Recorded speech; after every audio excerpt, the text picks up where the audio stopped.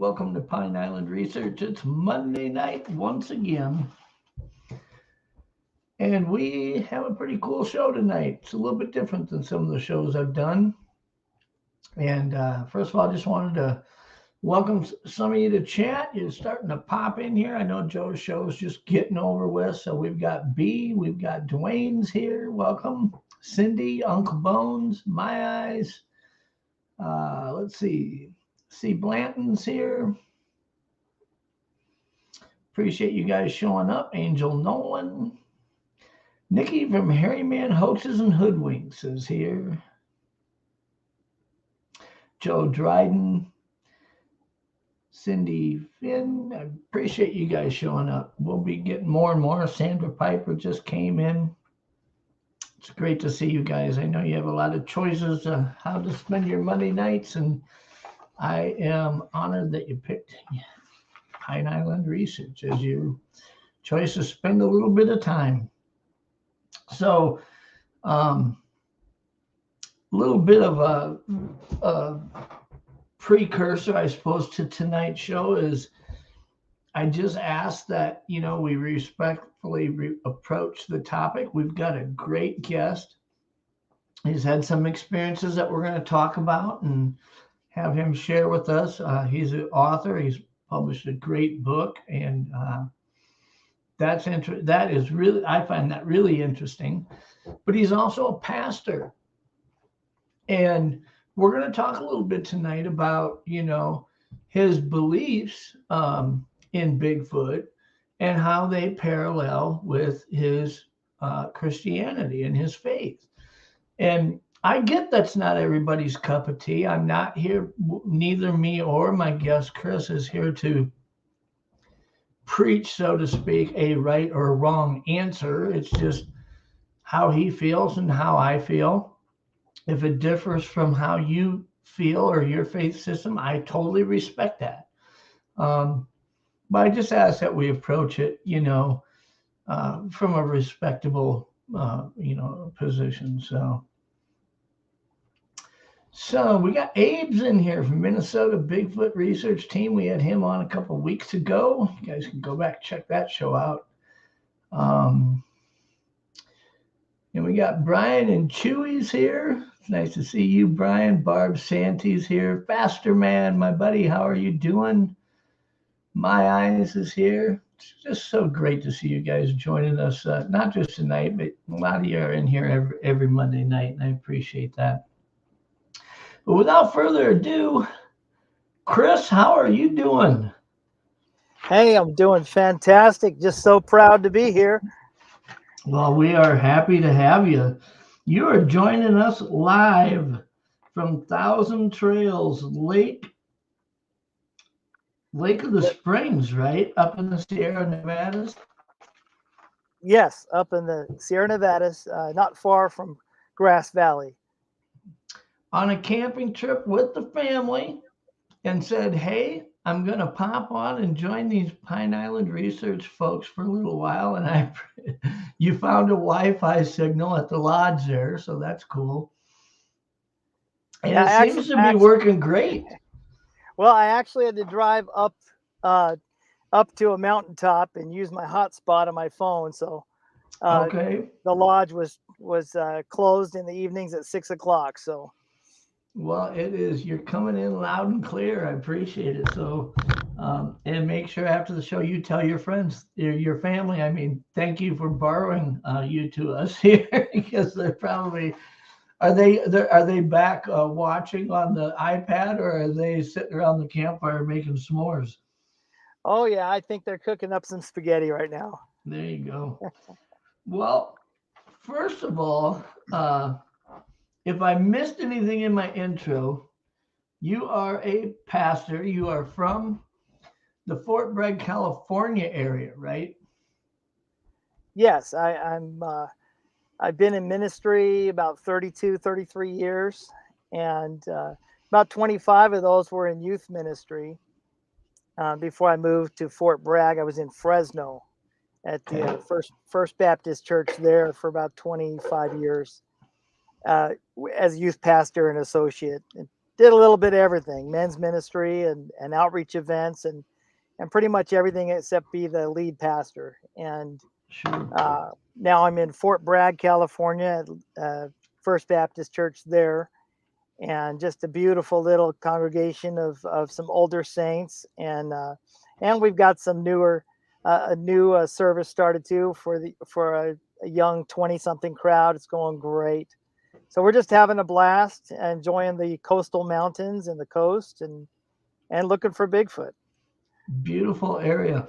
I have to reprogram my mind every time I hear Fort Bragg, California, because I was stationed for over 4 years at Fort Bragg, North Carolina when I was in the military. So most Yep. people, when they hear the Fort Bragg, I think they think Carolina, and maybe a lot of them don't realize there is a Fort Bragg, California. But what part of the state is that in for folks that aren't familiar? Yeah, so that's Northern California. It's about 3 hours north of San Francisco.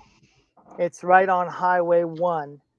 Um, and just a little bit farther up, and you hit the redwoods, and then up to Eureka and up towards, well, not far from Bluff Creek. Sure. Well, uh, let's start out with probably what you are recently outside of your community and your church, what you're probably best known for is the book you published, Bigfoot Brothers. And I got to tell you, when I first learned about this book and kind of caught an interview that you had done about it on another channel, I was really intrigued because so often when we hear of Bigfoot being brought up um, in books, it's usually from a fiction perspective, or I should say a nonfiction perspective. But what you did is you intertwined an adventure, a story that Bigfoot played a part coming into it, but it really wasn't.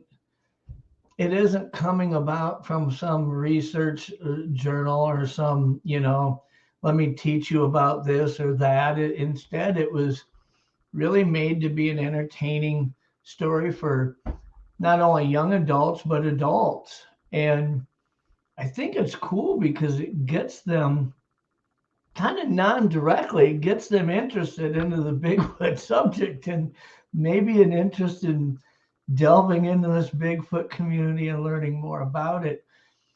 Tell us a little bit about the book. Obviously, you don't want to give away the ending, but what is it about?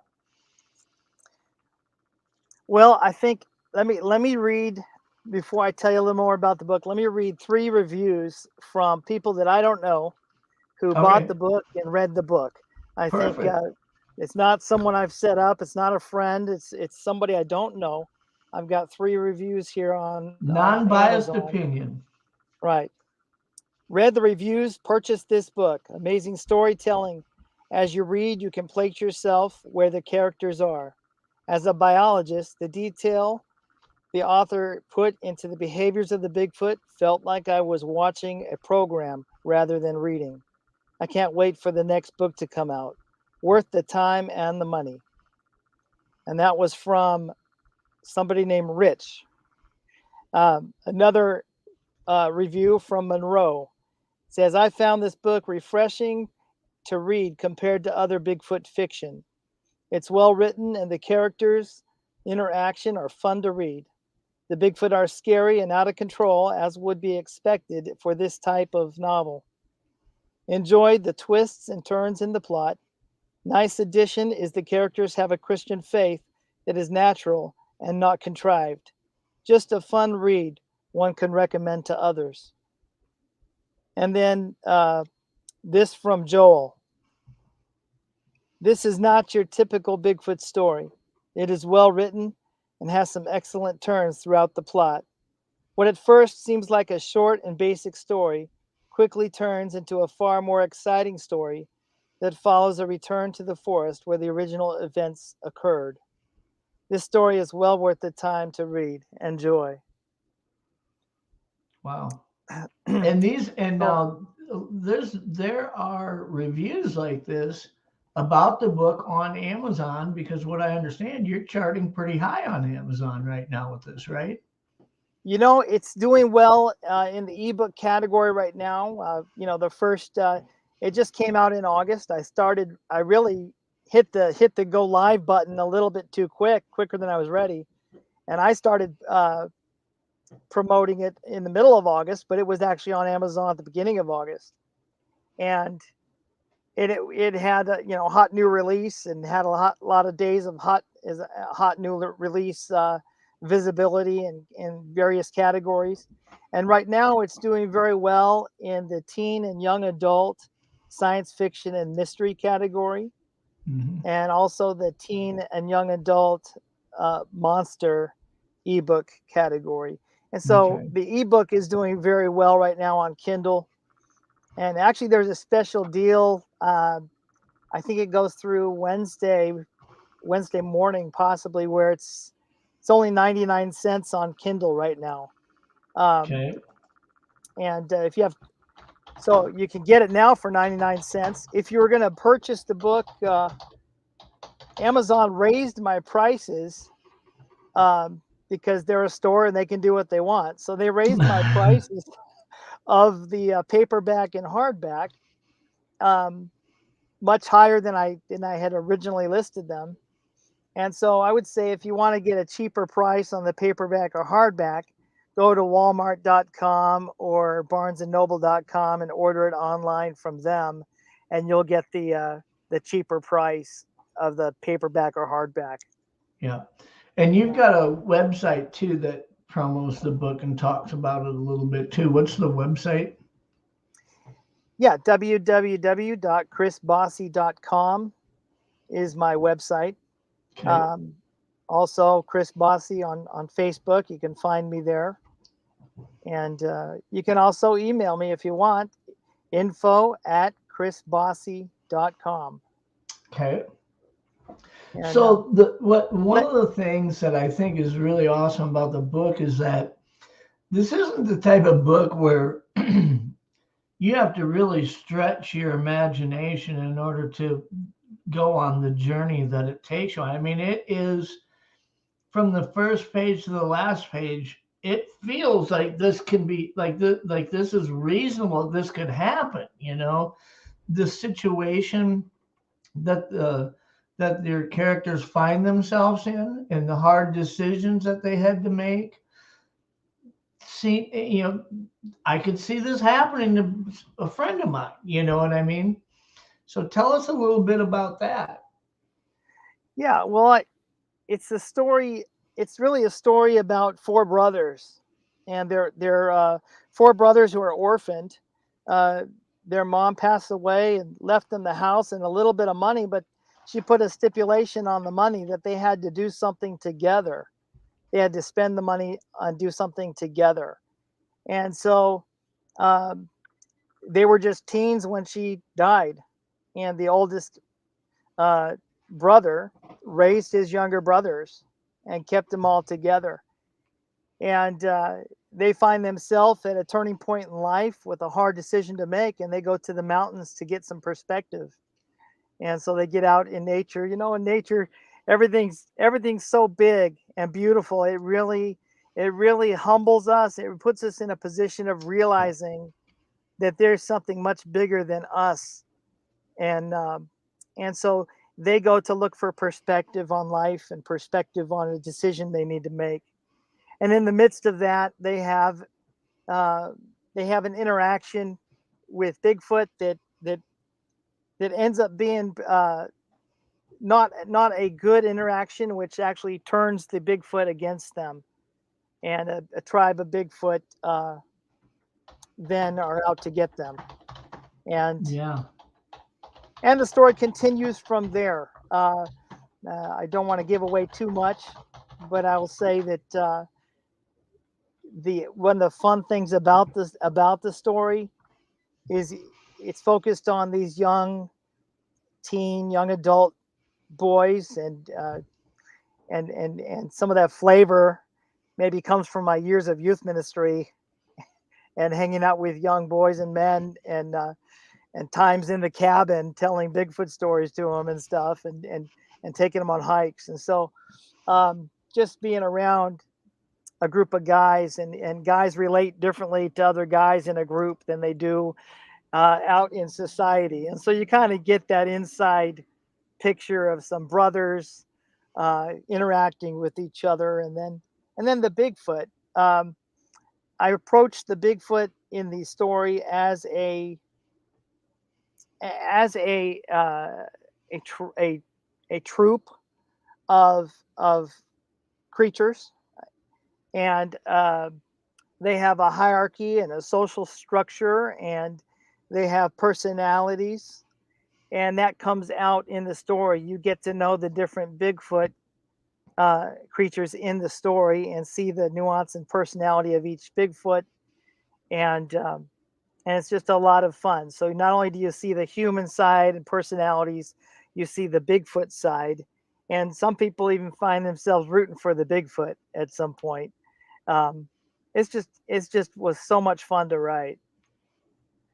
Yeah, no, I think everybody in chat who has an interest in either downloading the ebook or purchasing the book is going to be happy that they did. I think it's a cool story, and I think that it would be, with boys myself, with boys that are 17 and 18 years old. I mean, to find something that they can really get interested in like that is kind of a challenge sometimes, when it comes to reading. And so, I think that's something that would be great, as a gift for somebody that's in that age range.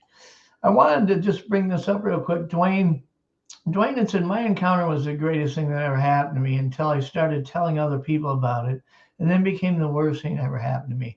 I'll tell you, Dwayne, later on here in the show, we're going to talk a little bit about that perspective, and I hope that you're able to stick around to the end of the show, because I'm hoping that it would be helpful to you to hear some of those things. I totally get why you feel the way that you do, but there's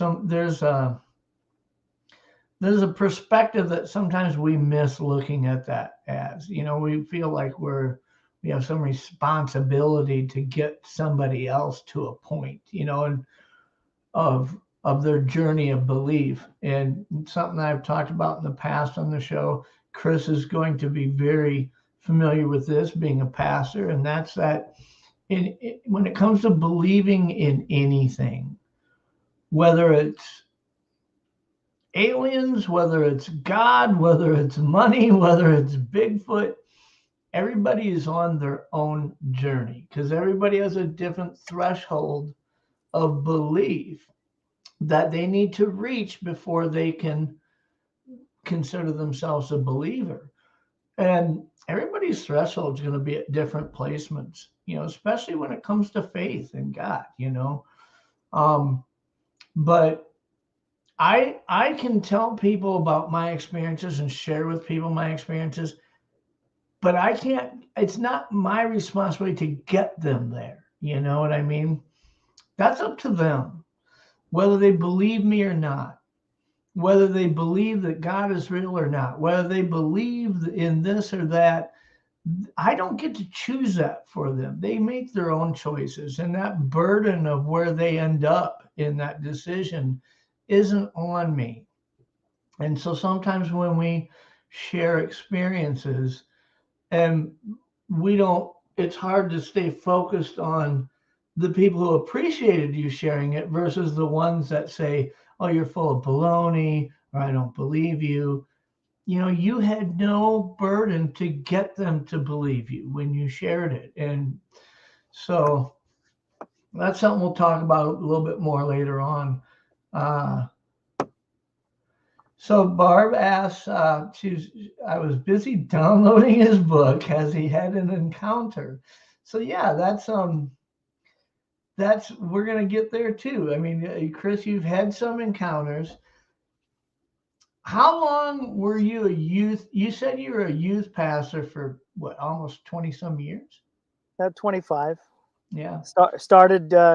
Started volunteering and then getting a little stipend when I was around uh, 20 or 21, working with middle schoolers. Yeah. And A lot of people don't know this about me, but about 18, 17, 18 years ago, I was also a youth pastor. So me and you were sharing some stories the other night about some of the trips we've taken these kids on.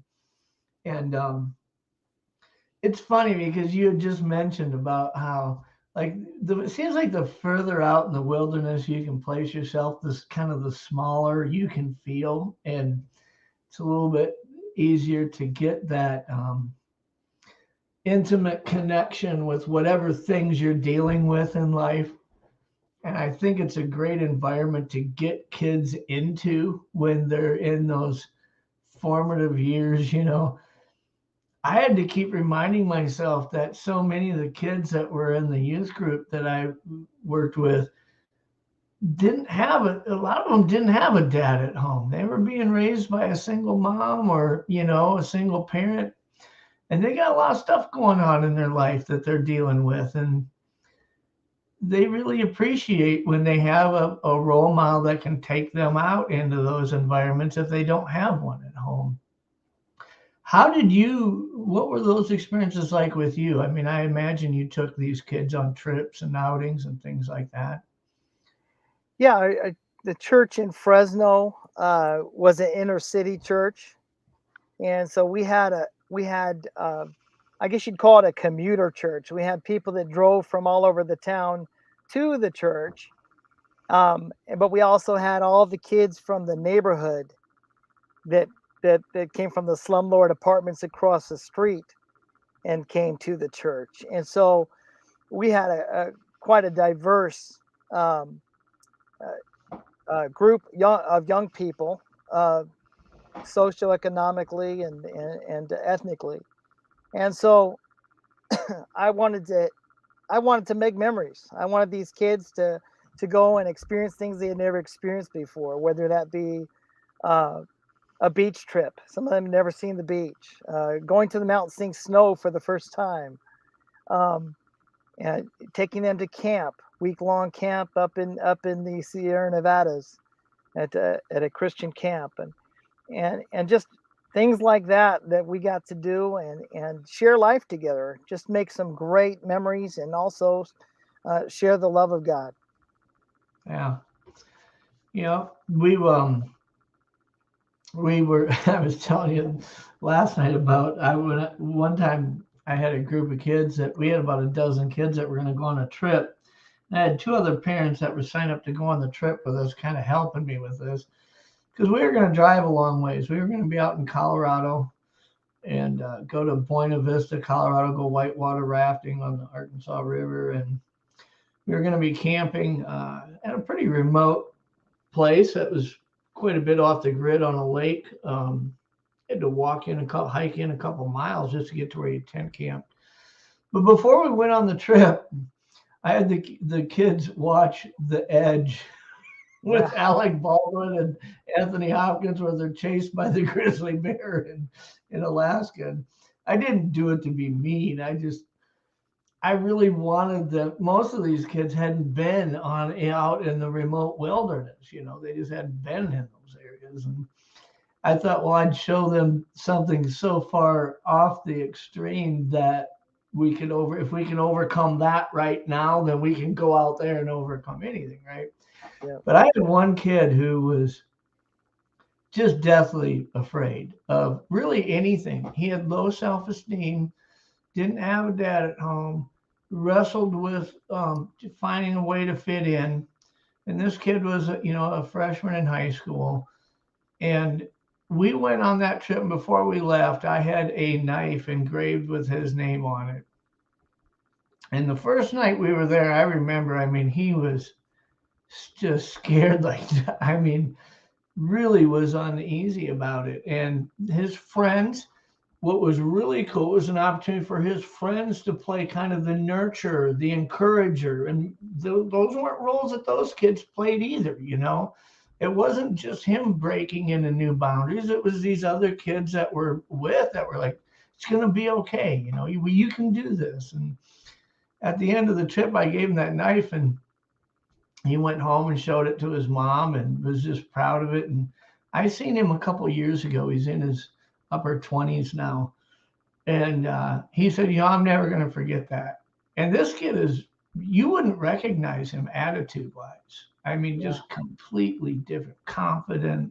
And, and just to be able to look back on moments like that in these kids' lives. I mean, I suppose those in the chat who maybe are teachers or work with kids, you as a pastor, I mean, I think that's one of the most rewarding things is to see these kids at some point down the trail and see what they've become and think, wow, I had an opportunity to play a small little part in that,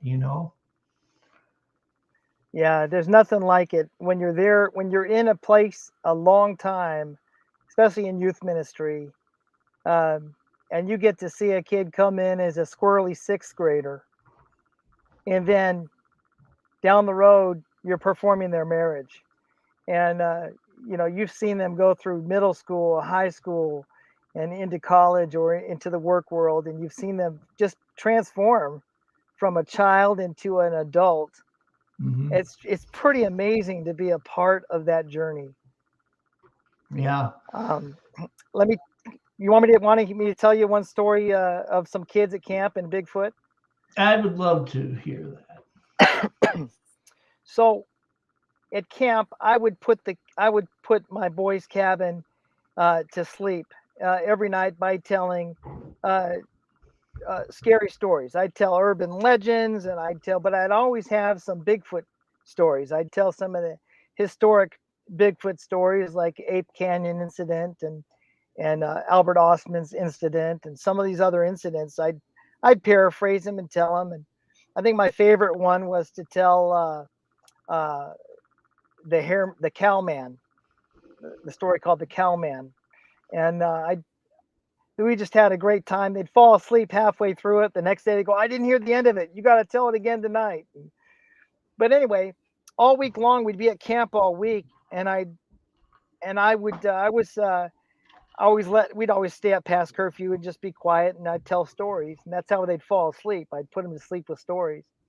But then the last night at camp, usually the last night at camp, I'd sneak them out after curfew. And we'd go out after curfew and we'd walk I think it's about 3/4 of a mile down a fire road to Sugar Pine Railroad. And Sugar Pine Railroad takes a turn in the mountain right there. And so it's kind of a steep mountain with forest on every side. And there's a little creek running down through the bottom. And then there's a picnic area where the train stops and people have lunch, sack lunch. And so that's close to the Christian camp. And so we'd hike down to that railroad at night. We'd usually have a talent show. And so we'd prepare. I'd tell them all week, hey, we're going to sneak out. It would be a big thing for them. They didn't realize I had talked to the camp people and told them, hey, I'm going to take my group out and we'll be real quiet. And so we're going to sneak out. I just want you to know where I'm going and what we're doing. But they always felt like they were getting away with something, Well, this one year I said, hey, I've been talking about Bigfoot and stuff. And so we kind of already did our little trip and talent show. And the next night I said, you know what? Tonight we're going to go on a Bigfoot. We're going to go on a Bigfoot hunt. We're going to go out looking for Bigfoot. And I said, so only those who want to go, if you're afraid in the dark and afraid of, this doesn't sound like something you want to do, you can stay in the cabin and counselors will stay back with you and whatever. So I ended up taking, I think we had 50 kids that year. I had about 23, I think, that wanted to actually go. And so I gathered them up after curfew. All the other campers and cabins were quiet and had gone to sleep, and we sneak out. It's like 1 a.m. or something like that. And we go down on this hike and we have low, we're not using, I tell everyone, you're not using your flashlights. We just have one person in front with a light. Everyone just stay close together. So we get down to the railroad, and I tell him, okay, now when you're Sasquatching, I'm gonna go up here in the woods about, you know, 10 yards up in the woods. I spotted a log earlier today. I've got a big knocking stick. I'm gonna go knock on this dead log that's laying on the ground up here, up on this little hillside right here. And then I'm just gonna stay there. I'm gonna knock on it real loud, and I'm gonna stay there. I'm not gonna move because I don't want to rustle and make a bunch of noise. And you guys all have to stand still. So either you all sit down right here or stand still, but no walking around, no making noise, no whispering. You have to be completely quiet for 15 minutes after I knock, and it's going to echo off. It's going to sound super loud. So I go up there, and they're all in their position on the fire road, and I go up into the woods, and I grab this. I have my knocking stick, and I got this log, and I whack, and I whacked it like I think 2 times, just real loud, and it just echoes all over the mountain right there. And about 7 seconds after, maybe 10 seconds after I knocked that log, we heard this deep rumbling growl. It was just like this real deep, like, and it was so deep that we felt it in our chests, like we were standing in front of a speaker at a concert, or like one of those cars that go by with the bass turned up really loud. Like we Yeah. felt it inside, and I'm sitting up there, and the kids. It was like a 10-second, maybe 12-second long growl, and the kid down on the trail, they say, Chris, did you hear that? Oh my gosh, I felt it inside me. And one kid starts crying, and the football player's like, we got to get out of here now. We're leaving now. I'm like, no, we just need to stay here. We just need to stay here. A girl had a panic attack, started crying. We had to practically carry her the rest of the way out of there. But it scared the heck out of all of them. And I don't know. I don't believe it was a bear. I believe. I mean, I've never. Uh, I don't know if it was or not. I didn't see it, but I believe it was a Bigfoot. Something. I mean, it just caused that uh, vibration deep inside of my body, and I just don't know how, it could have done that to me and all those kids down there through a growl. If it wasn't standing right in front of you, if the bear was standing right in front of you, maybe. But if it's that far away, we Yeah. know mountain lions don't growl. Well, So and typically, when it is, when you can actually, it's not just the audible sensation of hearing it, when you feel it kind of resonating into you, it's the process of elimination of what it could be naturally producing a sound like that out there. It leaves you with not very much to look at as far as options. So I get where, it's understandable that the kids are going to get unsettled. But when you've got right, outdoor experience. As an adult, when you're there and you're still, they're like, "What was that?" And in your head, you just want to tell them, "Oh, don't worry," but you're thinking, "I have no clue what that was." But no, that's a great. You think about that. You got 23 kids who want to go on a trip. That's a lot of work. yeah, I took 12 or 14 kids to Colorado, and we rented two vans, um, two large vans, just because with the tents and everything that we're bringing, it was a lot of stuff. And when we were almost all the way there, we were in Colorado. One of those vans, even though it was practically brand new, broke down. And uh, we had it towed into this little town where there was a Toyota dealer. And I walked in there and said, I've got to get this thing fixed. It was a Friday, midday. They were only going to be open for a few more hours. The general manager of the dealership came out and said, "Are you on your?" I told him that I had the youth group, and He said, "Are you on your way to your trip or are you on your way back?" I said, "We're on our way." And he says, "So you're going to be coming through here in a week or so?" And I said, "Yeah." He pulled around a brand new Toyota Sequoia, handed me the keys and said, "You guys use this as your second vehicle on your trip. And when you get back, we'll have your van fixed," because they weren't going to be able to fix it that day. Right. And we used that thing, went on the trip, came back, and I was going to pay him. And he said, "No," he says, "don't worry about it." He says, I think it's awesome that you're getting these kids out there." He said, "I remember when I was younger and I had a youth group leader." He says, it was pretty impactful for me those years of my life. And oh man, that's a cool way to kind of pay it back, you know? So yeah, we ended up Mhm. we could have been in a sad shape there for a week, you know. The kids were all excited to go do something, and a broken down vehicle can keep you from doing it at all. Um, but no, I think that's pretty cool. As far as outside of the youth group area, now you obviously right now you're camping with your friend, but you get out in the outdoors pretty often, don't you? I try. I would go every year with my brother. I have a twin brother, and so we go usually for if we can a whole week. Sometimes we have to cut a little bit shorter, but we usually go around Labor Day, the week either the week after Labor Day or the weekend of, and then part of the week after Labor Day, Sure. and go do our own expedition.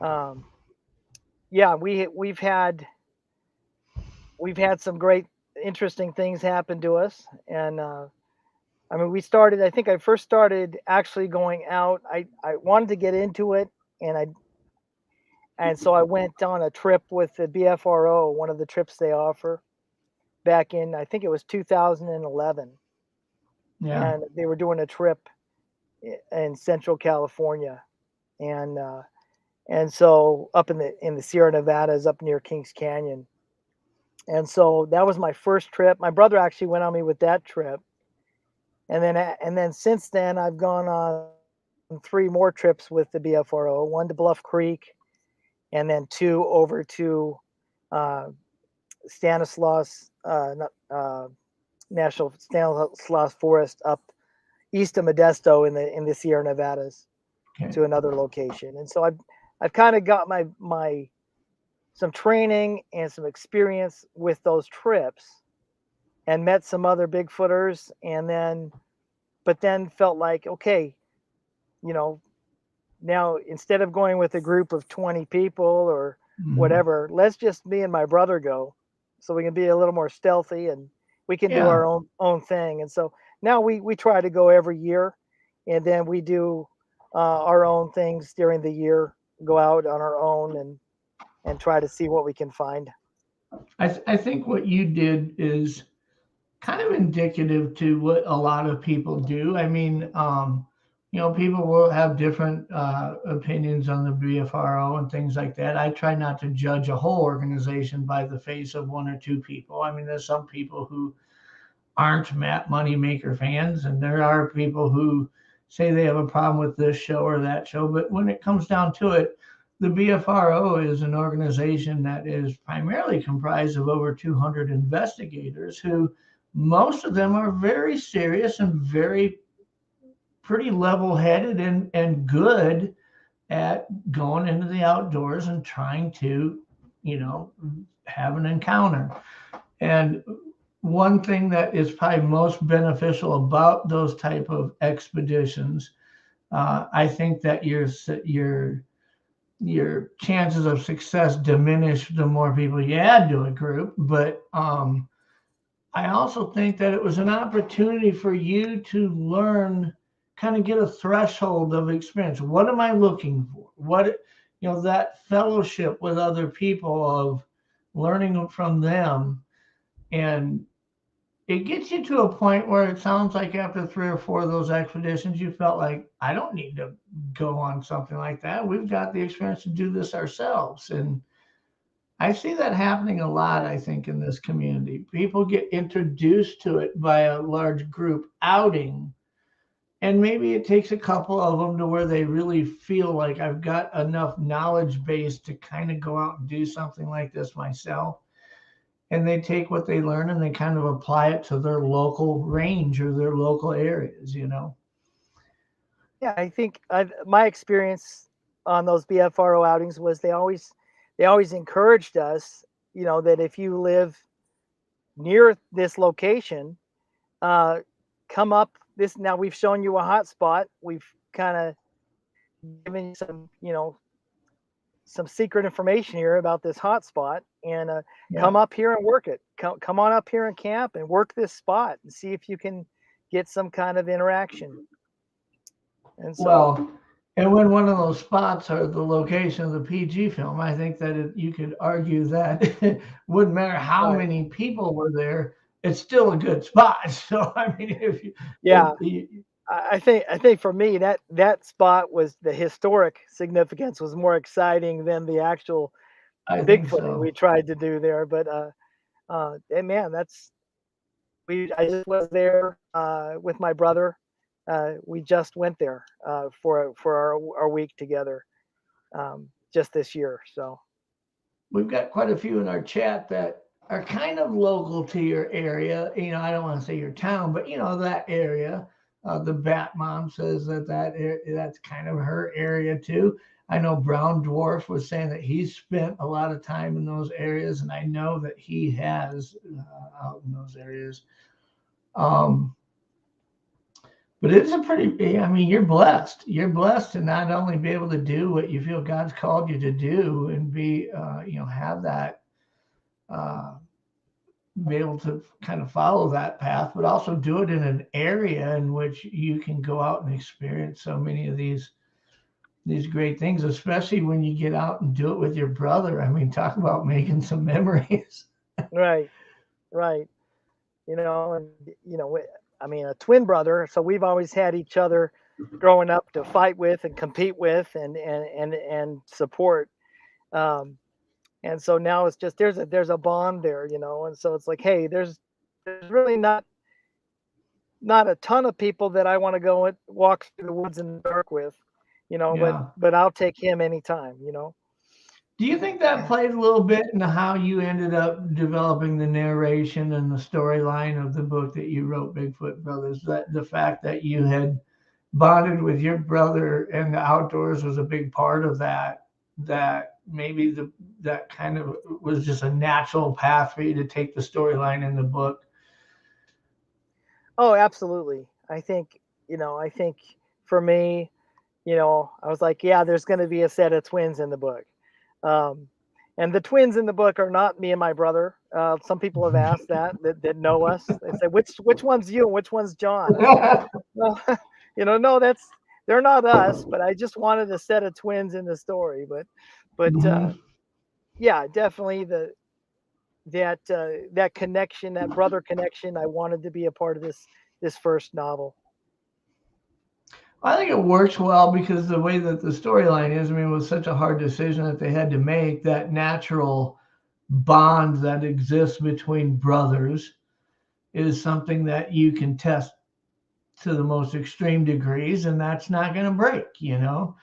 Um, there's good days and bad days when you have a brother, but I tell my sons, they were always joined at the hip growing up. And then, when they got to be kind of that 13, 14-year-old range, individual personalities, separate friends groups, things like that.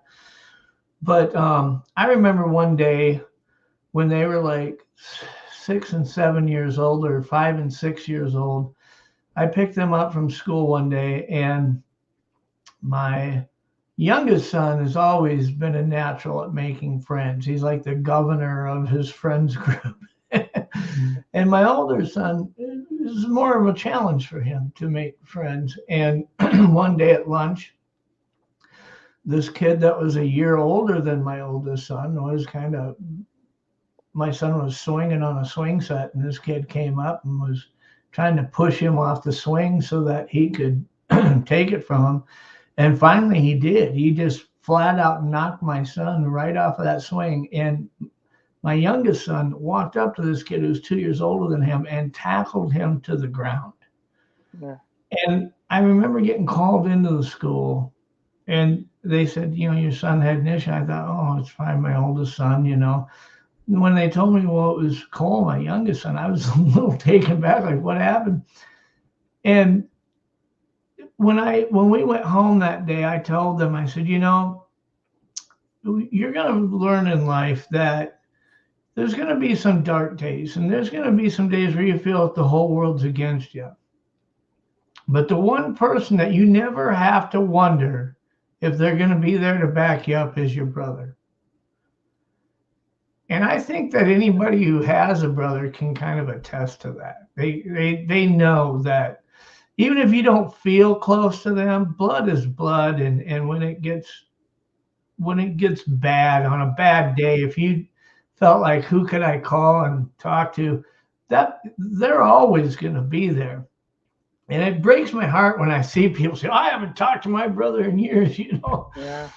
So often you see where somebody passes away in a family, and then the family gets together at the funeral for a few days, and they patch these things up. And I think, why does it take a tragedy for us to be able to get together and bury hatchets so many times when you see that?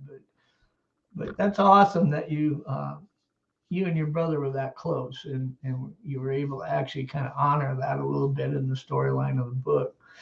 So have you had some other experiences when you and your brother were together? Have you had some experiences when you're out there? Yeah, we've had so that I would say the most exciting one for me happened because my brother took his son. I think his son was 12 years old, and he was going to take his son camping, but they were going to go, and it was kind of late to go camping in the Sierra Nevadas. He wanted to backpack up to a lake called Hobbler Lake, which is up above Courtright and up above Shaver Lake, or back in the Dinky Creek wilderness and up in that area. And so he's going to go to Hobbler Lake, which is like a 7-mile uphill hike with a heavy pack to get to this little tiny lake to camp at, very remote. But he wants to do it, so he's going to go. They go in October. It was October 7th, and let's see, what year was that? 2012, October 7th, 1:33 a.m. They get there late. They look around the lake for tracks. They find some bear tracks and some deer tracks and some other tracks. They set up their tent. They're so exhausted. They eat their cup of noodles and go right to bed. While my brother was setting up the tent, his 12-year-old son was going around knocking on trees and doing calls and different things. And they go to bed. Well, at 1:33 in the morning, my brother is awakened by something doing a kind of a yell, or I guess it would be more of a yell at him that resonated in his chest. And he says he estimates it was maybe 500 yards away across the lake and up the hillside. But he felt it in his chest, and it went on for, what do you say? Let's see, I got it written down.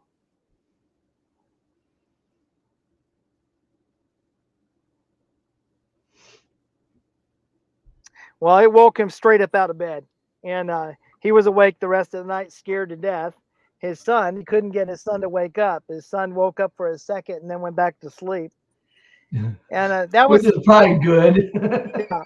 My brother, before that, he had told me later, he goes, before that, I really wanted to believe Bigfoot was real. And I kind of, we always talk about it, always looking for him and always discussing it and stuff. But, I had just a little bit of doubt. But after that experience, he goes, I had no doubt.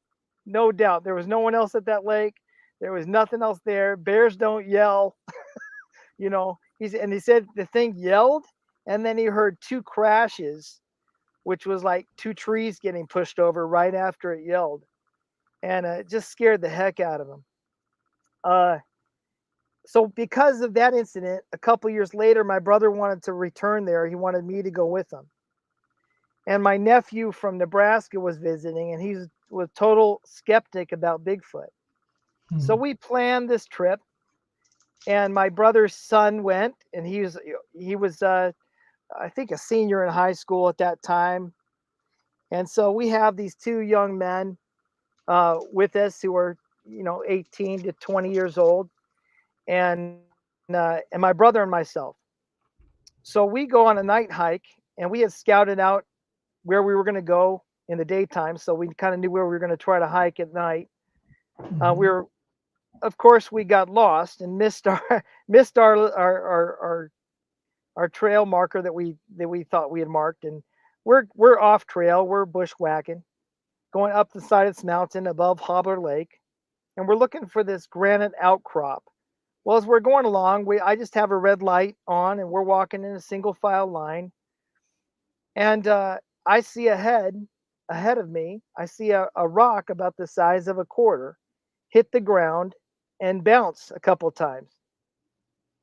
And so I don't say anything. I just kind of take note and go on another minute or so, if that. And I see another rock hit the ground and roll under a bush up ahead of me, just a little bit in front of me.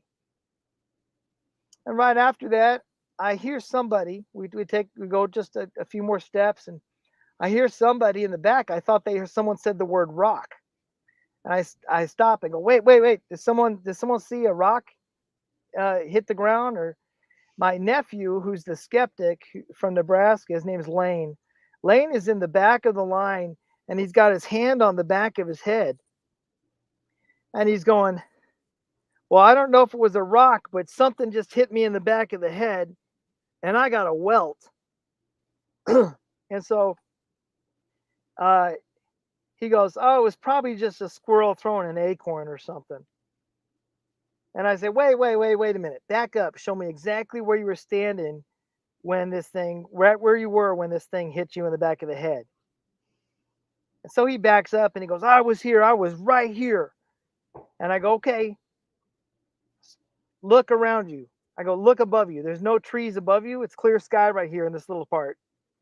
The closest tree to you is, 10 yards away, right? Now look on the ground. Are there any hard pine cones on the ground? Are there any acorns on the ground? The only thing on the ground was these little spongy pine cone seeds that are real spongy things. They're real light. You can't even throw them 3 feet. And I said, he goes, well, I'm not going to say it was Bigfoot because I didn't see it, but something, I got a welt, I got a bump in the back of my head. I go, yeah, it's in the back of your head, not on top of your head. I go, Hmm. something through it. And he goes, well, all right. So we kept going. We found our spot that we were trying to get to, which was this granite uh, outcrop, bunch of granite rocks, or. So we get on there, and my brother goes, I'm gonna do a call. So my brother does. I'm gonna do like a shriek, kind of a shriek, kind of scream, kind of call. I said, okay, try it out. So he does a shriek, scream, kind of call, and 7 seconds later, we hear uh, this loud boom, boom across the mountain, somewhere on the mountainside, and it sounded like two railroad cars slamming together. You know that sound when railroad cars slam together. It was that loud, and there was a louder one, and then there was a second one, and we figured that was a tree getting pushed over, a big tree getting pushed over, and hitting another tree as it fell to the ground. And that's what we figured it was. We had a tape recorder that we had left on down in the camp for audio, and even though we were way up on the mountain, we heard my brother's call, and then we heard the two crashes on the audio recorder, and that's how we know it was 7 seconds after he did the call. Hmm. And I said, okay, You know what? It's very interesting that, trees do fall in the forest, but it hasn't been raining. The ground's not wet. There's not a single breeze in the air tonight. It's not windy and there's no breeze. What are the chances that a large tree, a huge tree, is going to fall 7 seconds after you do a Sasquatch call? Yeah, And those are the things that, from a research perspective, I can't say that it's impossible for that to happen. I mean, it could happen. Is it likely? No, it's rather unlikely. Not impossible, but it's not, it's just not likely. right. Yeah, and that's, it's funny because, when you're telling him, well, this thing hit you in the back of it, not the top of it. Not only that, but it was projected with pretty darn good accuracy to actually hit him. I mean, Oh yeah. I mean, it was like a paintball gun or something. I mean, it was like something hit him in the back of the head and left a welt, a little bump. That's one thing that you hear a lot in encounters that involve people saying that they had stuff thrown at them from a distance, whether it's rocks, pine cones, walnuts, whatever, is the accuracy that's usually involved. I mean, if it's trying to hit you with something like a pine cone, it's not trying to injure you, but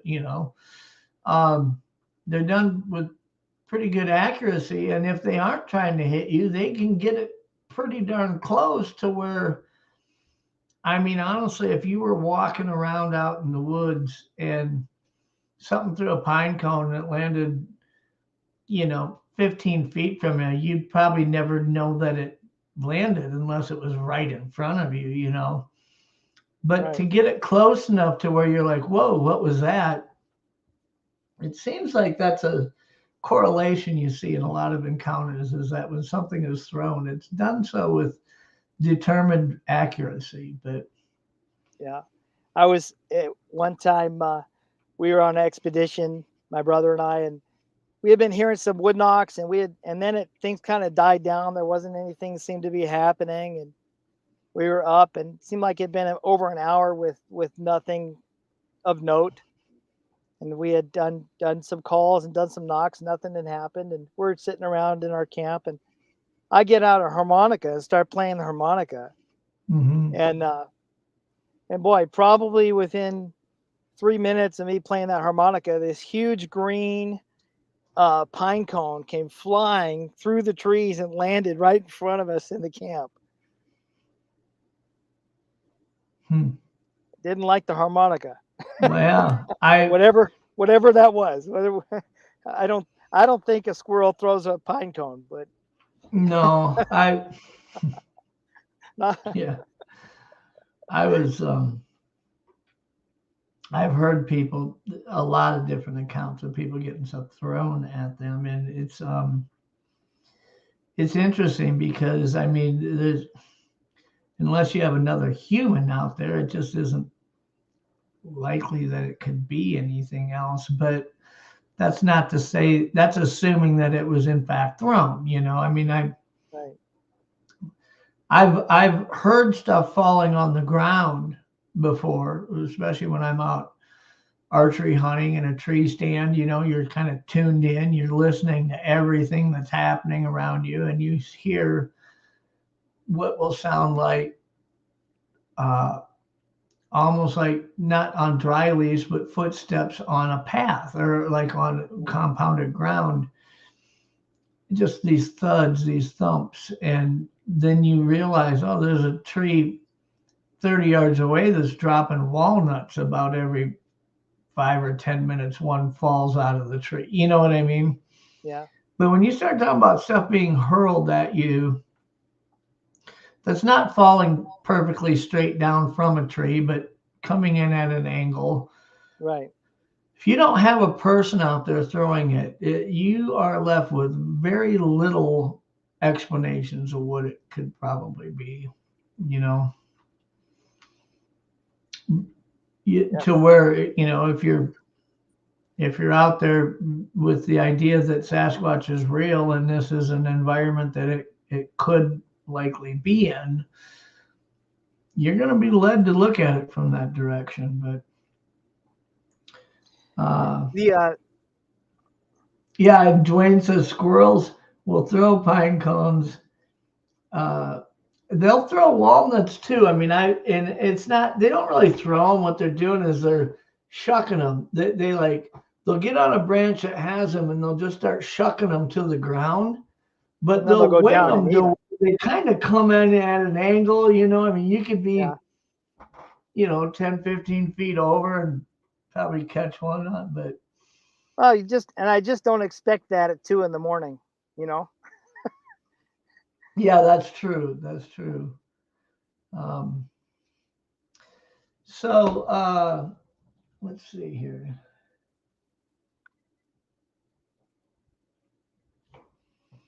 So Chesper says, Jeff, didn't Joe say he was playing the harmonica when he had his encounter, and am I wrong?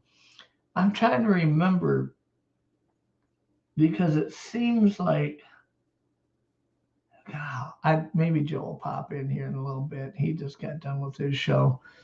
Um, Maybe he could comment on that. I'm sorry, my screen's so dark. I'm No, that's sitting all right. You in my lose. truck. No, I'm But I'm just amazed at the great connection.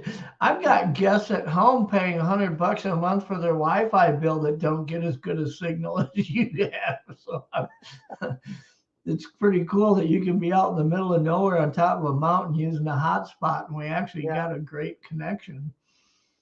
But one of the things I wanted to talk about a little bit was, when and it's not just Bigfoot. I think that you could say that if someone was to entertain the idea that UFOs are real, ghosts are real, haunted places are real, Bigfoot's real, um, and they're a person of faith, you, I think sometimes people wrestle with that. And you had made the comment that culture's kind of brought us to a point where it's easier to open your mind up and accept it. I mean, 40 years ago, if you were to say, is Bigfoot real or are UFOs real? Maybe it just feels like science fiction to some extent. But then when you see things happening like happened, in the last 2 years, even with the government kind of opening up the book a little bit on UFOs, and then looks like they closed it. So you're not getting any more from us. But the more I hear people talk about different areas of the paranormal, I think that you have a lot of skeptics that will immediately bring faith and religion into the discussion. The earth is not that old, it's only this old, and things like that. People talk about, well, I think it's the Nephilim when you're talking about Bigfoot. And hmm personally, I don't think that. I get why maybe some people would, but I mean, also they tend to think that anything that they're not familiar with maybe comes from a demonic presence, and I don't know if that's true either. I mean, obviously you're a pastor, man. I'm yeah, thinking you are not shy about letting people know what your beliefs are when it comes to Bigfoot. I've seen right. your Facebook pages. I've seen how you talked about you're coming on the show tonight to share your encounters. Everybody in your church sees this. People outside your church in your community that know you're a pastor see this. Do you ever have people come up and question you about how does this work, being a Christian and a man of faith and being a believer in Bigfoot? Is there people that you encounter that wrestle with that? Not so much. I mean, there's people that kind of laugh or that when I say I believe in Bigfoot, or maybe they counter with something like, didn't wasn't the Patterson Gimlin thing a hoax and stuff like that. They counter, which is suggesting that it's all a fake and everything else. And Normal you know, skeptical yeah, it's responses. And the thing is, instantly that puts you believe in something, you have faith that this exists, and they challenge it, and that instantly makes you want to put up your defenses. And I think for me, I can only share my experiences. Mm-hmm. And I say, well, explain to me how that rock hit my nephew in the back of the head and made a welt. Explain the growl that reverberated my insides, and 24, 23, teenagers. Explain these things to me. Um, for me, I'm like, well, my experience. You can question and say it's all fake, but then my experience, how can you tear that apart? Um, Mm-hmm. I have encountered I have encountered something in Bigfoot. I haven't seen Bigfoot yet. I would like to see him, not up close, but I would like to see Bigfoot, and I'm out there looking. I've Mm-hmm. seen footprints. I've made footprint casts. Uh, I've heard uh, Bigfoot vocalizations. I sneezed on one trip with my brother. I sneezed. It was one of those sneak attack sneezes where it sneaks up on you, don't know what's coming. And I sneezed about 4 times in a row, real loud sneeze. And something answered from up on the mountain, and something went off, and it sounded very primate. And it Hmm. went off for about 5 minutes. It just kept Wow. going, and you know, I say, well, you know, I don't know. That to me, I looked up owl sounds and tried to see if there was an owl that made that noise. There was no owl that made the noise that me and my brother heard, and it sounded very primate to me. Mm-hmm.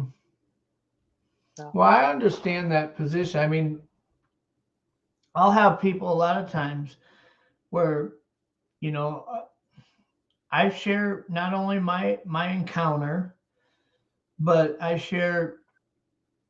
try to share all the details of anything that we do when we're out in the field, different tactics we try, different ideas, different theories that we develop, or whether that's just through communication with others, trying to figure out what's the most likely explanation for something, what's the most plausible explanation, or whether it's through experiences and data and things that you're seeing that support it or don't support it.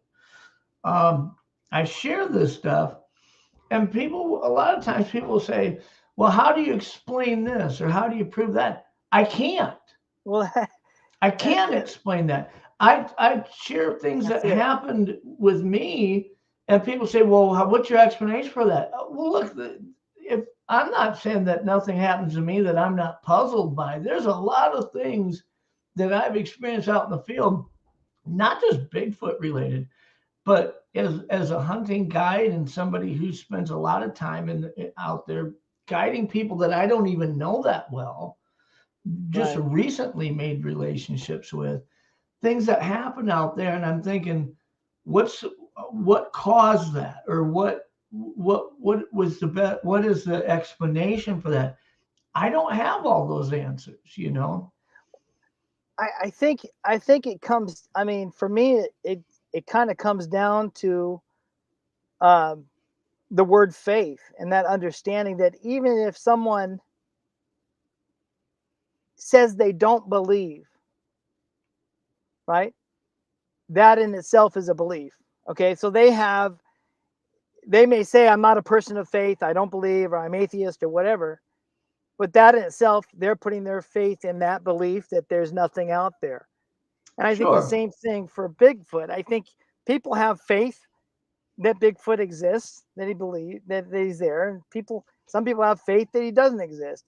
I would say for me, if I could explain all the mysteries and tell them how that works and what it is and explain it all the mysteries of this world or all the mysteries in nature, and if I could explain it all, well, I would be God, the creator. Only the creator can explain his creation. We Sure. look at it and marvel. We can investigate it. We can examine it. We can study it. And we can see the complexity of it and the design of it and the creativity of it and the beauty of it and the harshness of it. We can see all that. Hmm. But it points to some grand designer. Um, we can try to learn from it, but we can't explain it. It's I prayed for someone. Uh, I prayed for somebody to get healed, uh, and they were healed. Now you asked me, how do you explain that? I can't explain how it worked. I can't explain how they got healed. I know all I know is I prayed in the name of Jesus for God's kingdom to come and His will to be done on earth as it is in heaven, and that person walked away healed. Hmm. And I can't explain it. I can't explain it medically. I can't explain it scientifically. But that person uh, walked away healed.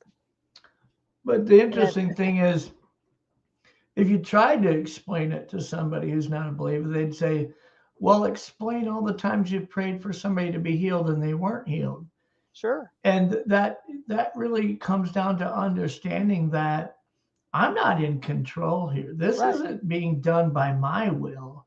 I mean, when I pray for things and I say, God, please bless my son. He's struggling with this or that.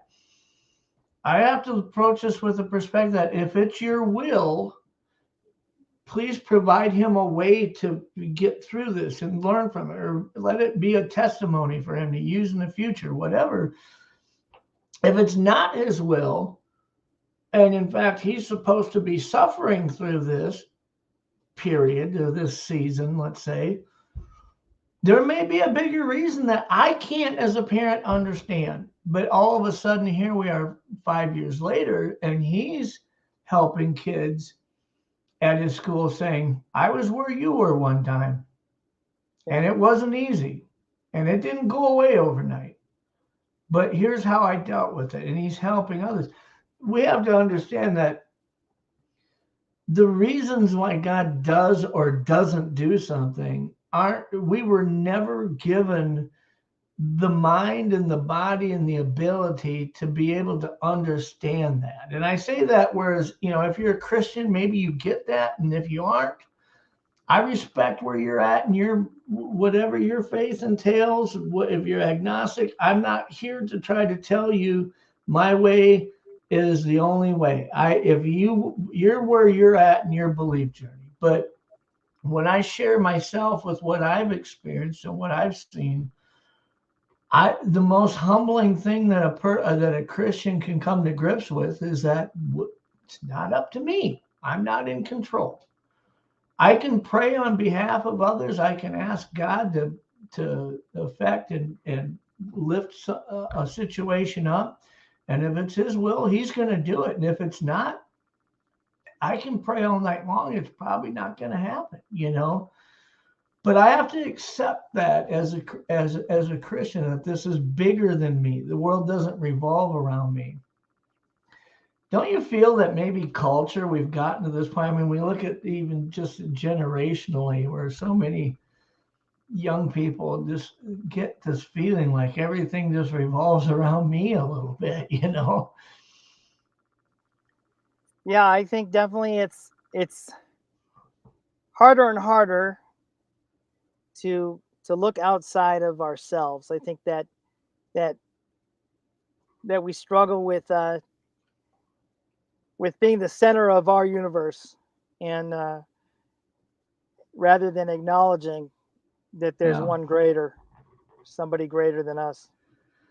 I see it on so many different levels. I even see it in our Bigfoot community where, people will say, well, I was found a tree structure and there was a little woven trinket in it that Bigfoot left for me. And it's like, just that alone, you think he made it and left it for you. I mean, that assumption that he didn't do it, or they did, that this specimen couldn't have done this.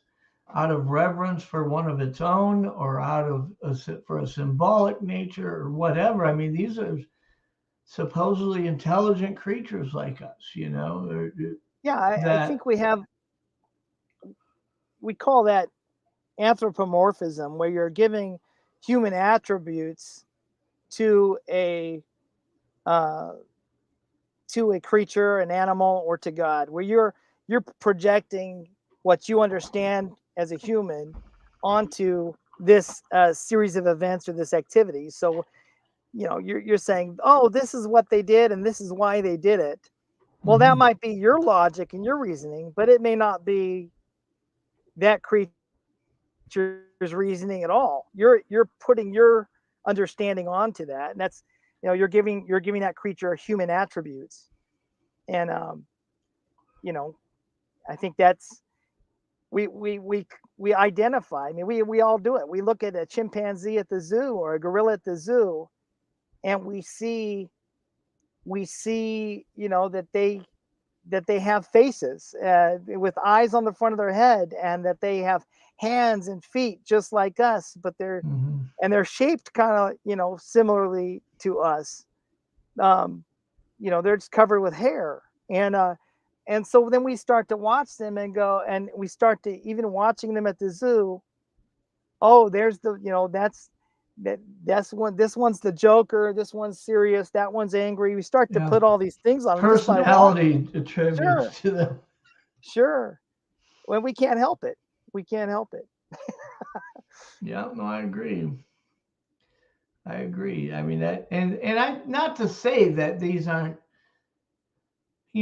by design, very intelligent individuals that may have the ability to comprehend many things that we do. Maybe in some areas way past than what we're capable of, in other areas short of it. But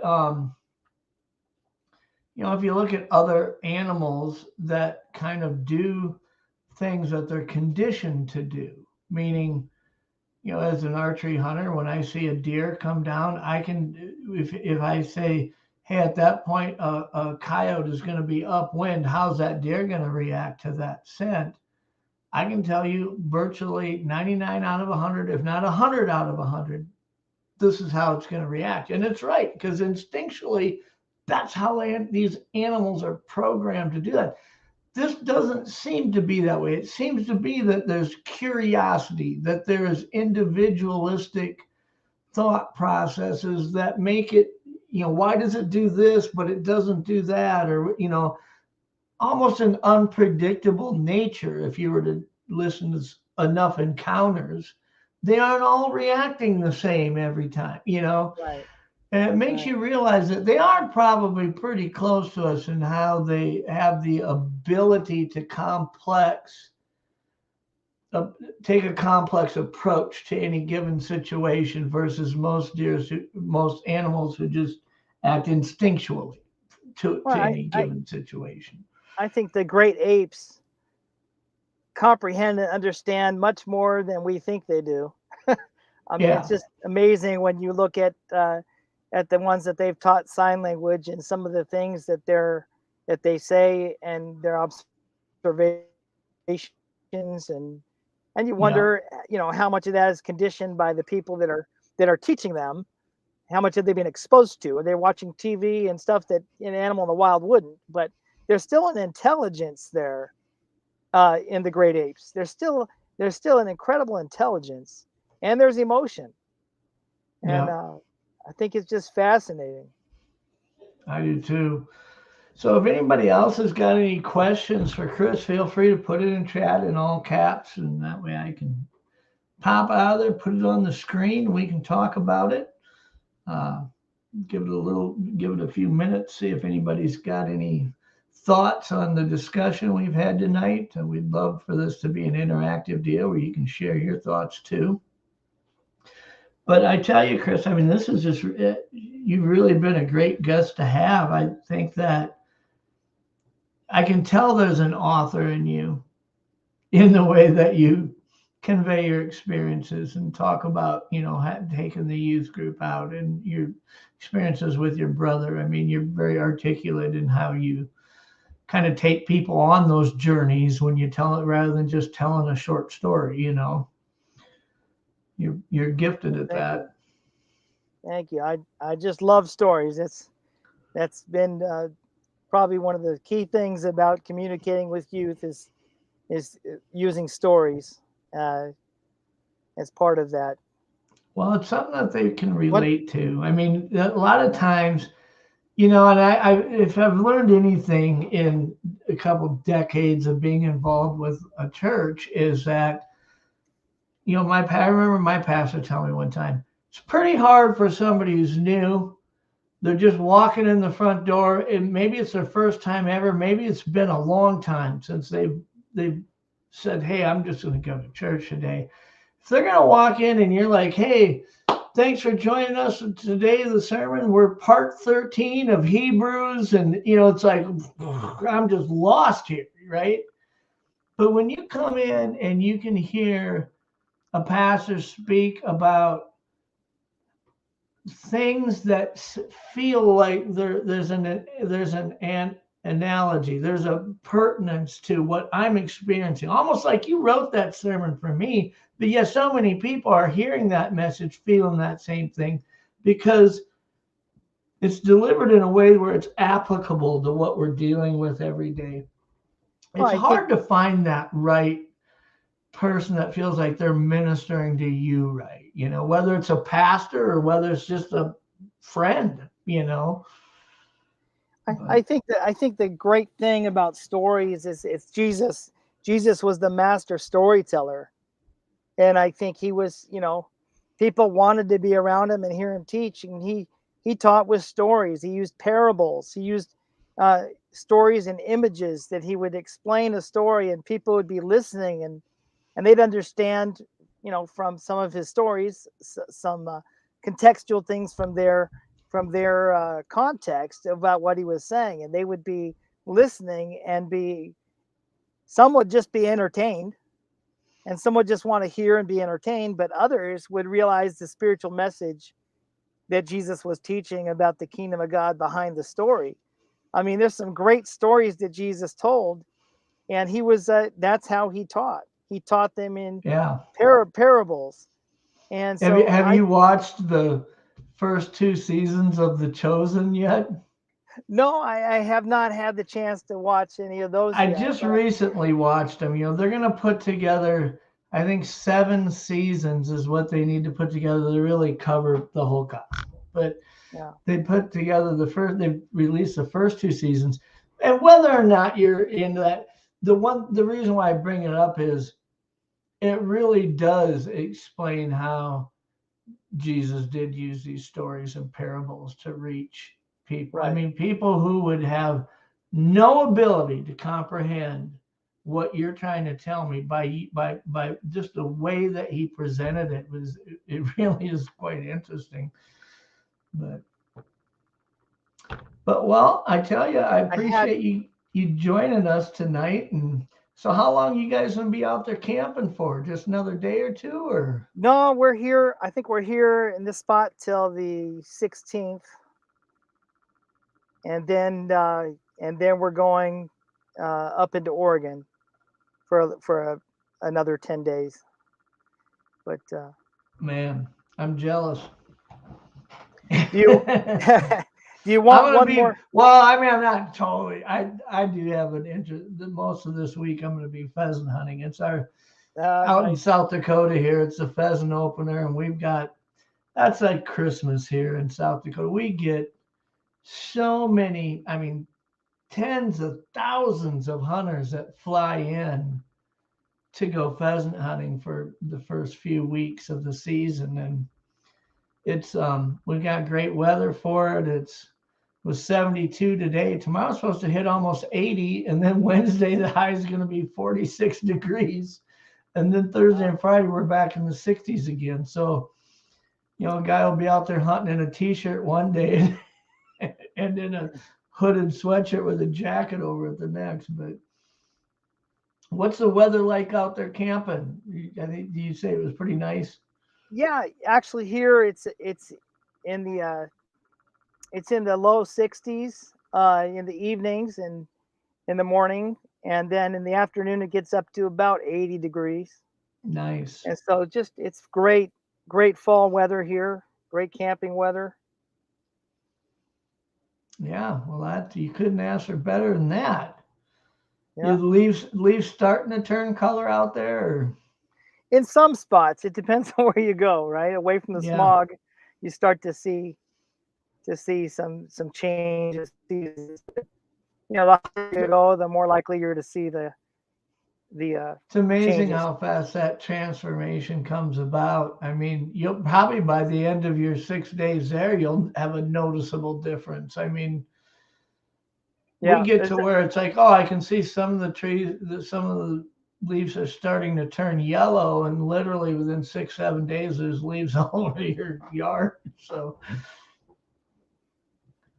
yeah. but yeah, no, I appreciate you guys showing up in chat tonight, and I appreciate the respect that you guys have shown in chat. I've been kind of keep watching the way everybody's interacting with each other, sharing their thoughts, and it's it's a blessing to have so many people keep joining us each week in chat. I see a lot of the same names, but you see how they interact with each other.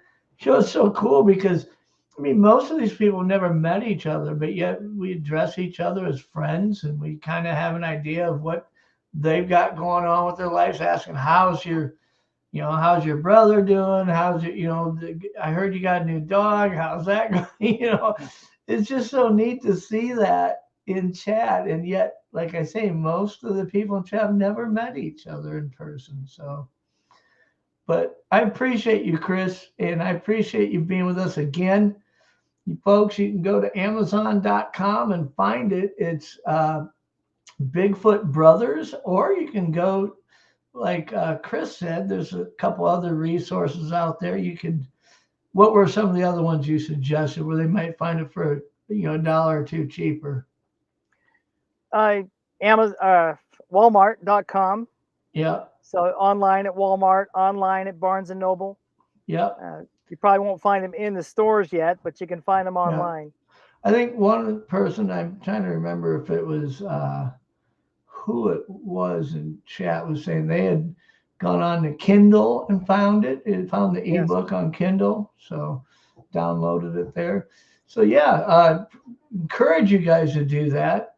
And if you do, here's a cool idea. If you do purchase the book or you get it online, download it, after you're done reading it, one thing is cool is to make sure you leave a review wherever you got it, so that others who are considering getting it can get your idea of the book and your thoughts.